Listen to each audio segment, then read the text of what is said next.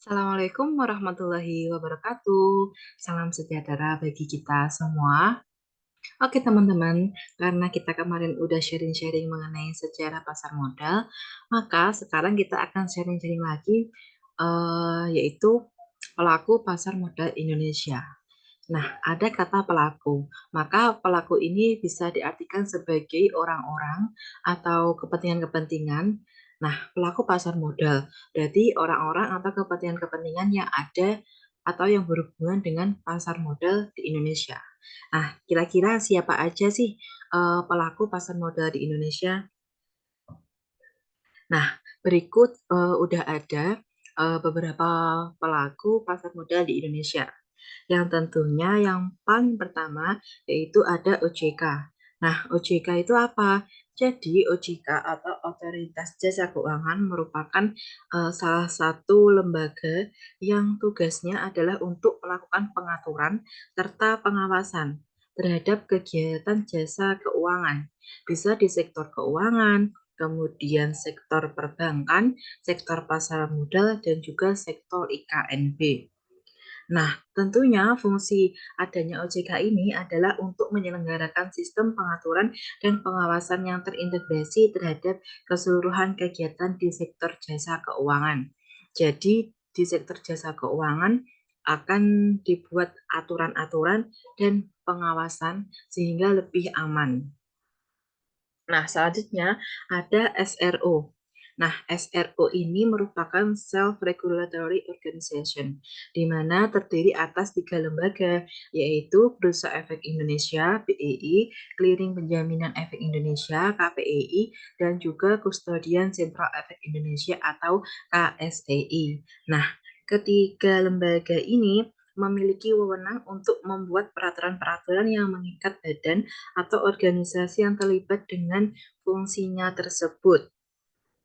Sebagai contoh nih, 3 lembaga SRO itu akan membuat peraturan mengenai pencatatan efek, kemudian peraturan keanggotaan bursa, dan juga peraturan perdagangan efek. Selain self-regulatory organization, juga ada pelaku, lembaga, dan juga profesi penunjang. Nah, akan dijelaskan lebih lanjut pada slide setelah ini. Yang pertama, yaitu PT Bursa Efek Indonesia. Nah, seperti yang udah kita bahas kemarin, jadi Bursa Efek Indonesia itu merupakan gabungan atau hasil gabungan, hasil merger dari Bursa Efek Jakarta dan juga Bursa Efek Surabaya.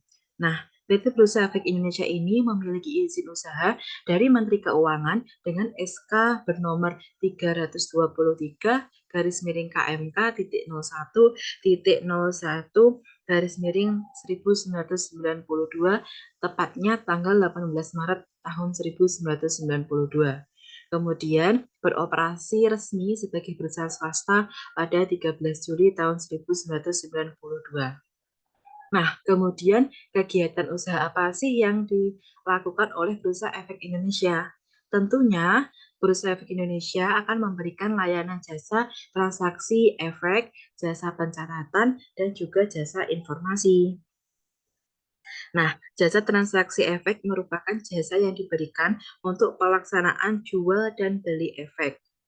Nah, apa itu efek? Jadi, efek adalah surat berharga yang bernilai dan dapat diperdagangkan. Kemudian, kegiatan usaha BI yang kedua yaitu jasa pencatatan. Nah, artinya apa? Artinya adalah emiten akan mencatatkan saham dan obligasinya di Bursa Efek Indonesia. Kemudian yang ketiga sebagai jasa informasi. Nah, artinya apa? Artinya adalah Bursa Efek akan memberikan informasi kepada anggota bursa, kantor berita, media massa, dan perusahaan, serta penyediaan terminal pelaporan transaksi obligasi. Setelah itu ada KPII atau Clearing Penjaminan Efek Indonesia. KPI ini didirikan berdasarkan Undang-Undang Nomor 8 Tahun 1995 tentang pasar modal untuk menyediakan jasa clearing dan penjaminan penyelesaian transaksi bursa yang teratur, wajar, dan efisien. Nah, KPI ini mendapat status sebagai badan hukum pada 24 September tahun 1996. Kemudian selang 2 tahun, KPI baru mendapatkan izin usaha sebagai lembaga clearing dan penjaminan berdasarkan surat keputusan Bapepom nomor Kep/26/PM tahun 1998. Lalu kegiatan usaha apa yang dilakukan oleh KPI? Jadi KPI sebagai SRO atau Self Regulatory Organization, KPI ikut berperan menentukan arah perkembangan pasar modal di Indonesia. Kemudian KPI sebagai CCP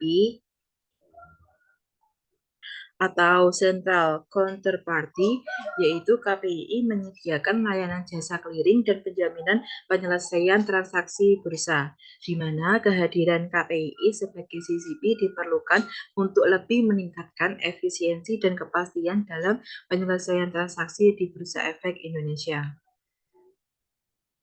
Nah, kegiatan usaha KPI ada 4. Yang pertama yaitu jasa clearing transaksi bursa, kedua jasa penjaminan, yang ketiga jasa pinjam peminjam efek atau PME, dan juga jasa lainnya yang bisa disebut M-Clears, jasa pengelolaan agunan, dan jasa situs pusat pelaporan. Kegiatan usaha KPI yang pertama yaitu jasa clearing transaksi bursa, dibagi menjadi 3, yaitu clearing dan penyelesaian transaksi ekuitas, di mana ekuitas atau equity diterapkan bagi seluruh transaksi bursa yang terjadi di pasar reguler dan transaksi tunai. Adapun untuk pasar negosiasi dilakukan clearing per transaksi. Nah, proses clearing tersebut menggunakan sistem berbasis web yang disebut e-Clears, Electronic Clearing and Guarantee System. Nah, kemudian yang kedua, clearing dan penyelesaian transaksi derivatif. Produk derivatif bursa yang proses clearing dan penyelesaian transaksinya ditangani oleh KPI adalah kontrak berjangka indeks efek atau KBIE dan kontrak opsi saham atau KOS yang ditransaksikan di BI. Nah, sistem yang digunakan KPI adalah sistem yang memadukan teknologi client server dan juga web based, RMOL, risk monitoring online, dan cash management untuk mendukung proses clearing penjaminan dan penyelesaian transaksi KPI serta KOS tersebut. Nah, kemudian yang ketiga yaitu clearing dan penyelesaian transaksi obligasi, di mana KPI mendukung perdagangan transaksi obligasi di Bursa Efek dengan menyediakan jasa clearing dan penyelesaian transaksi obligasi melalui sistem EBOCS atau Electronic Bonds Clearing System, di mana seluruh kegiatan termasuk clearing, konfirmasi, dan afirmasi penyelesaian transaksi hingga administrasi pajak dilakukan melalui e-box. Kegiatan usaha yang kedua yaitu jasa penjaminan. Artinya, KPI menyediakan jasa penjaminan penyelesaian transaksi bursa bagi yang bertransaksi di BEI.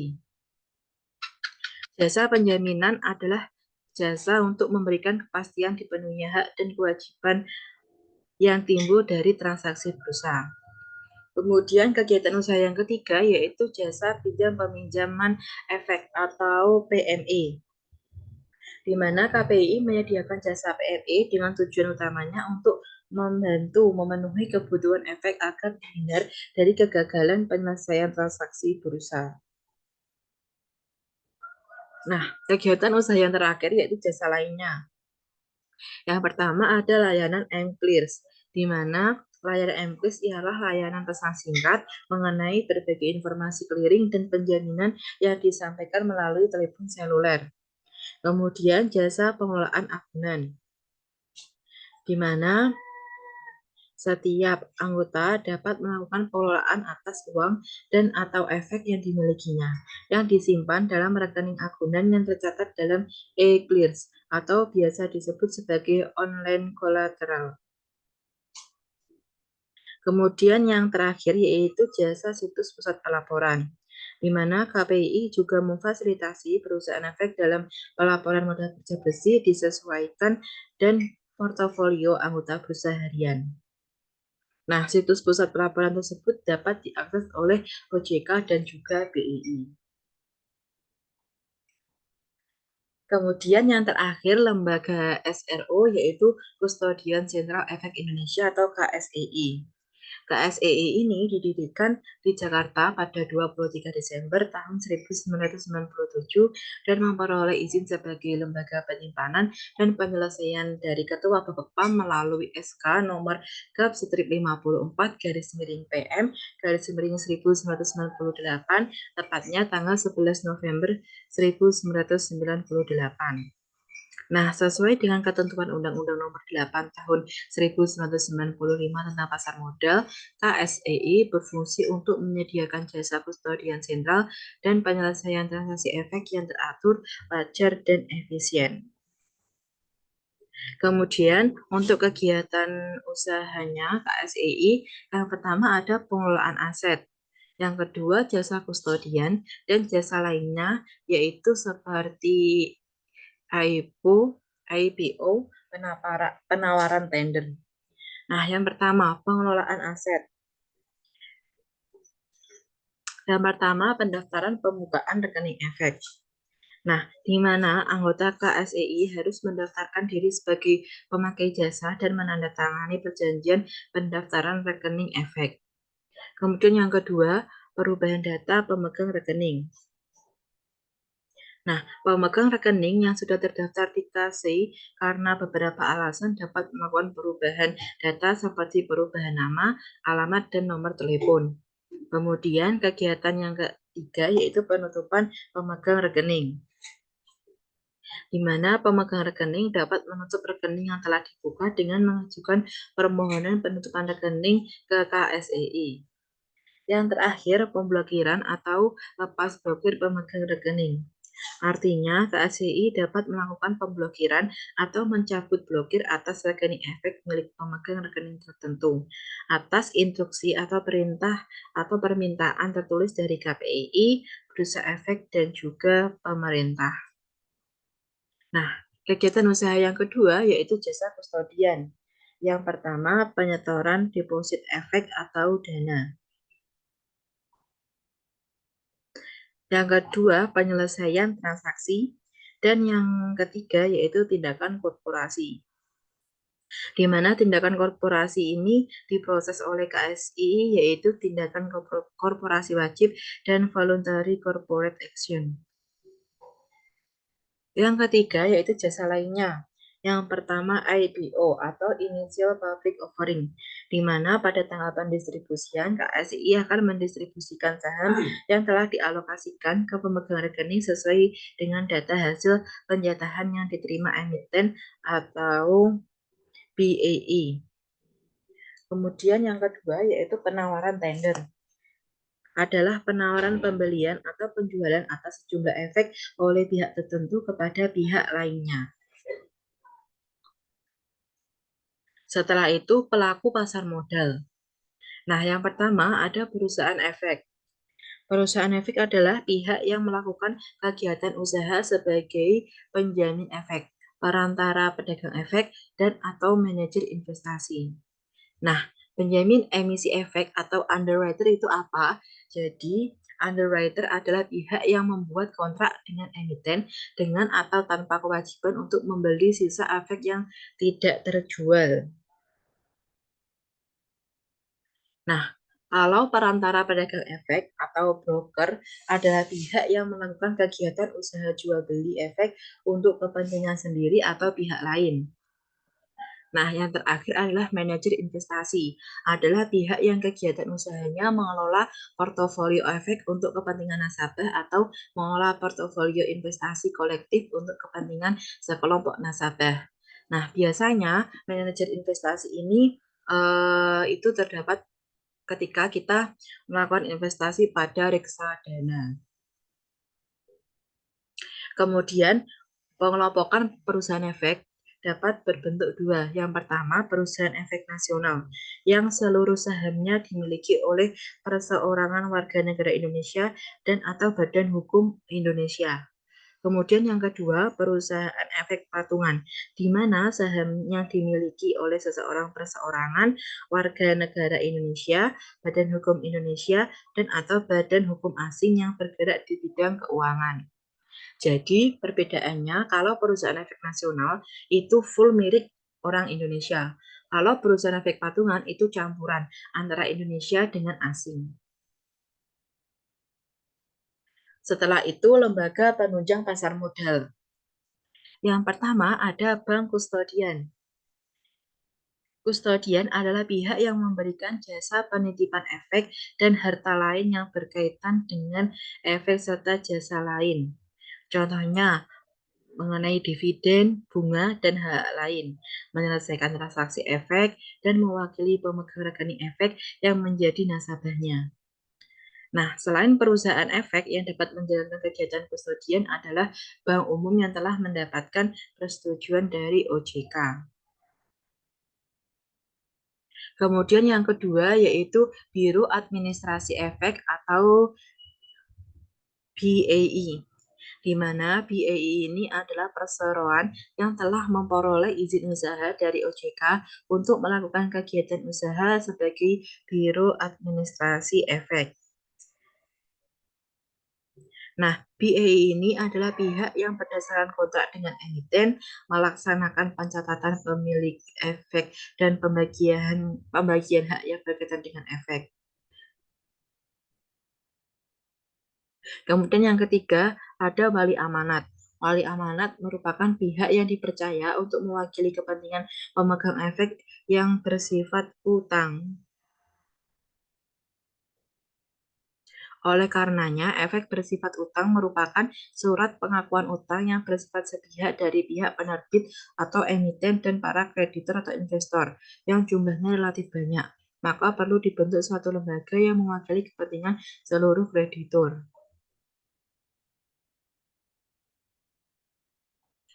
Nah, kegiatan dari wali amanat tersebut di sektor pasar modal mencakup yang pertama, penyusunan kontrak perwali amanatan dengan emiten. Kemudian menganalisis kemampuan dan kredibilitas emiten. Kemudian yang ketiga, melakukan pengawasan terhadap jaminan obligasi termasuk kecukupan pemenuhan sinking fund.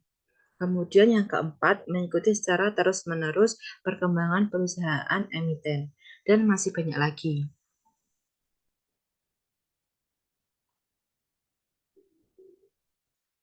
Kemudian ada profesi penunjang pasar modal. Yang pertama adalah akuntan, di mana peran akuntan di pasar modal adalah melakukan audit terhadap laporan keuangan. Nah, fungsi laporan keuangan di audit itu untuk apa?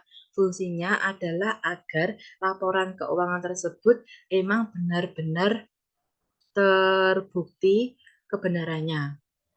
Jadi nggak asal laporan itu dibuat. Jadi laporan keuangannya tidak dibuat-buat. Yang kedua, konsultan hukum. Konsultan hukum memiliki peran dalam proses penawaran umum atau go public.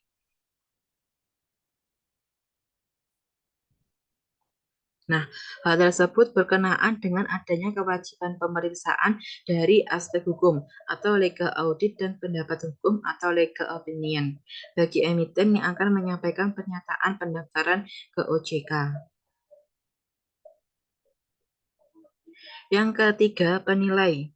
Dari hasil dari kegiatan penilaian yaitu berupa opini atau pendapat. Kemudian yang keempat adalah notaris, di mana notaris di sektor pasar modal berperan memberikan jasa khususnya dalam rangka pembuatan dokumen yang berkekuatan hukum atau legal dokumen terkait kegiatan dan produk di pasar modal. Kegiatan di pasar modal diantaranya, ya kegiatan notaris di pasar modal diantaranya yaitu yang pertama membuat risalah RUPS dan menyusun pernyataan keputusan RUPS. Kemudian meneliti keabsahan hal-hal yang menyangkut penyelenggaraan RUPS dan yang ketiga membuat kontrak investasi kolektif untuk menjamin kepercayaan para pihak terlibat dalam kontrak tersebut. Kemudian perusahaan pemeringkat efek. Perusahaan penasihat investasi yang tugas utamanya adalah untuk melakukan kegiatan pemeringkatan atas objek pemeringkatan. Objek pemeringkatannya dapat berupa efek bersifat utang, suku, efek beragunan aset, atau efek lain. Dan pihak sebagai entitas, termasuk reksadana dan dana investasi real estate berbentuk kontrak investasi kolektif. Nah, output yang dihasilkan oleh perusahaan pemeringkat efek adalah peringkat yang merupakan opini tentang kemampuan untuk memenuhi kewajiban pembayaran secara tepat waktu oleh suatu pihak yang menjadi objek pemeringkatan. Dari pemeringkatan tersebut digambarkan dengan simbol tertentu yang pada umumnya disimbolkan dengan menggunakan huruf A sampai dengan D yang disertai simbol plus atau minus untuk menggambarkan mengenai risiko kegagalan.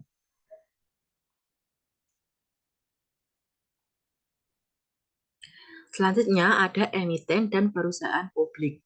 Nah, emiten itu apa? Jadi, emiten adalah pihak yang melakukan emisi efek dan melakukan penawaran umum atau go public.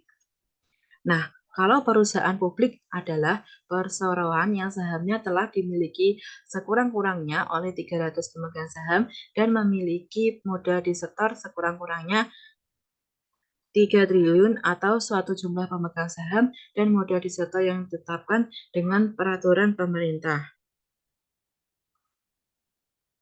Jadi, emiten adalah bentuk lebih lanjut dari perusahaan publik. Artinya apa? Artinya adalah jika saham perusahaan emiten telah dimiliki oleh publik lebih dari 300 pemegang saham dan telah memiliki modal disetor lebih dari 3 miliar, maka perusahaan emiten tersebut telah dapat digolongkan sebagai perusahaan publik. Kemudian yang kedua ada pemodal atau investor, di mana pemodal atau investor adalah pihak yang memiliki kelebihan dana dan membutuhkan instrumen di pasar modal sebagai sarana berinvestasi. Kemudian ada penilai harga efek, yaitu lembaga penilai harga efek seperti saham, obligasi, dan surat berharga lainnya, dan menyediakan informasi secara objektif, independen, kredibel, dan dapat dipertanggungjawabkan. Nah, sejarah singkat perusahaan PHE ini adalah didirikan pada tahun 2007 dan telah mendapatkan pengesahan sebagai badan hukum dari Menteri Hukum dan Hak Asasi Manusia RI melalui surat keputusan AHU strip 17734.AH.01.01 tahun 2008, yaitu tanggal 9 April 2008. Nah, untuk kegiatan usaha PT PHEI ini merupakan salah satu lembaga yang diberikan kewenangan untuk melakukan penilaian atas instrumen hutang di pasar modal Indonesia berdasarkan peraturan Bapepam LK V.C.3 sesuai dengan pasal 3 Anggaran Dasar Perusahaan. Nah, maksud dan tujuan didirikannya penilai harga efek adalah menunjang kebijaksanaan pemerintah dalam pengembangan pasar modal nasional dengan menyediakan jasa pengelolaan dan penyediaan data efek, penilaian harga efek, serta kegiatan atau jasa terkait. Selanjutnya yaitu ada penyelenggara program perlindungan investor efek Indonesia P3IEI atau Indonesia SIPF, di mana notaris di sektor pasar modal berperan memberikan jasa khususnya dalam rangka pembuatan dokumen yang berkekuatan hukum atau legal dokumen terkait kegiatan dari produk di pasar modal. Nah, Indonesia SIPF ini merupakan perusahaan yang menyelenggarakan program dana perlindungan pemuda yang mendapatkan pengesahan dari Menteri Hukum dan HAM melalui SK nomor AHU strip 64709.AH.01.01 tahun 2012 tentang Badan Hukum Perseroan pada tanggal 18 Desember 2012. Kemudian kegiatan usahanya yaitu menata usahakan, mengelola, dan melakukan investasi atas dana perlindungan pemodal di pasar modal Indonesia. kemudian melakukan pemeriksaan, verifikasi, dan membuat analisis untuk melakukan pembayaran dan tindakan lainnya sehubungan dengan klaim yang dilakukan oleh pemodal. Kemudian menerima tambahan dana dan atau memungut biaya terkait dana perlindungan pemodal, melakukan tindakan untuk pengembalian atau recovery dana yang telah dikeluarkan dari dana perlindungan aset pemodal, dan yang terakhir yaitu segala kegiatan pendukung lainnya yang berkaitan dengan maksud dan tujuan di atas. Nah, selanjutnya itu ada BAPMI atau Badan Arbitrase Pasar Modal Indonesia. BAPMI didirikan sebagai tempat untuk menyelesaikan persengketaan perdata di bidang pasar modal melalui mekanisme penyelesaian sengketa di luar pengadilan. Adapun persengketaan yang biasanya atau yang bisa diselesaikan oleh BAPMI harus memenuhi syarat. Yang pertama, hanyalah persengketaan perdata yang timbul di antara para pihak di bidang atau terkait dengan pasar modal. Kemudian terdapat kesepakatan di antara para pihak yang bersengketa bahwa persengketaan akan diselesaikan melalui BAPMI. Kemudian terdapat permohonan tertulis atau pendaftaran perkara dari pihak-pihak yang bersengketa kepada BAPMI. Dan yang terakhir, persengketaan akan merupakan perkara dalam ruang lingkup hukum pidana dan atau hukum administratif. Kemudian ada 4 jenis layanan penyelesaian sengketa di luar pengadilan yang dapat dipilih oleh para pihak bersengketa, yaitu yang pertama pendapat mengikat, yang kedua mediasi, kemudian yang ketiga adjudikasi, dan yang keempat yaitu arbitrase. Nah, sekian dari sharing kita pada kesempatan kali ini. Kurang lebihnya mohon maaf. Mohon maaf apabila ada salah kata. Sekian dari saya. Wassalamualaikum warahmatullahi wabarakatuh. Semoga dapat bermanfaat.